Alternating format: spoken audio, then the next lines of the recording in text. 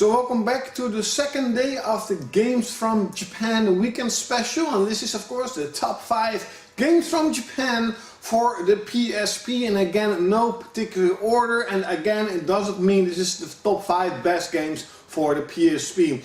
And we start off with something really simple, but it's just a must-have for your PSP collection.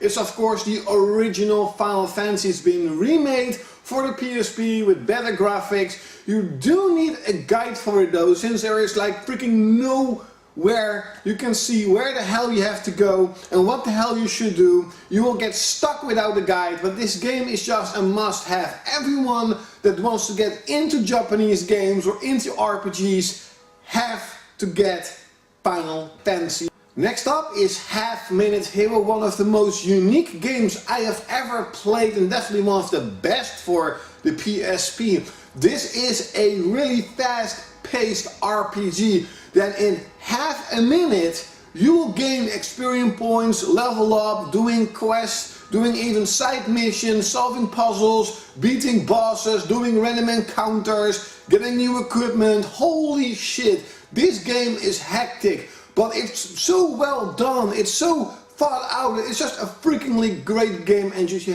have to buy it. Nowadays there are a lot of Hunter games, but back in the day with the PSP there was Monster Hunter and there was God Eater. And God Eater is pretty much a Monster Hunter clone, but the customization has been dumbed down a lot. You cannot customize every piece of hardware, pretty much only your weapon, but it plays really fluid. It's a lot of fun, the style is great, and the storyline is actually a lot better than in, of course, Monster Hunter, since Monster Hunter doesn't really have a storyline. But God Eater Burst is freaking great, and hopefully someday God Eater 2 will come out for the PS4 and the PS Vita. It's already came out in Japan, but hopefully they will release it here too. Now this is a mouthful of words. ZHP, Unlosing Ranger vs Dark Death Evil Man, is a great roguelike RPG from Nippon Ichi. It reminds me of a chessboard, but then in levels.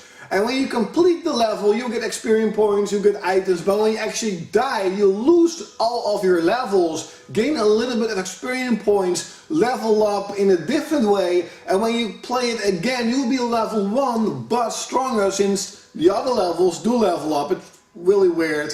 You do truly have to check it out if you want to understand what the hell I'm saying. But this game is fantastic. Last but definitely not the least, Ys 7. The first Ys, specifically made for the PSP, is an absolute must-have action RPG. It's freakingly amazing. One of the few games I actually completed on the PSP. It has amazing graphics. Well, not really amazing graphics, it has good graphics. It has fantastic music. The soundtrack is absolutely amazing. It has cool voice acting.